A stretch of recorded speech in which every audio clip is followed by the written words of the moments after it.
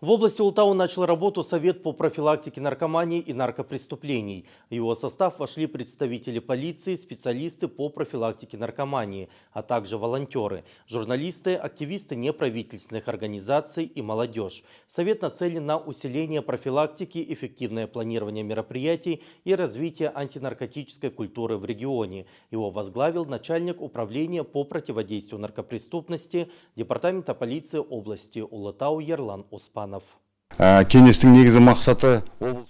Наша задача – снизить уровень наркопреступности и не допустить ее распространения. С начала года в области зарегистрировано 33 уголовных дела, выявлена одна организованная группа. Пресечены 7 случаев сбыта наркотиков. Мы провели порядка 150 профилактических мероприятий, в которых приняли участие более 17 тысяч человек.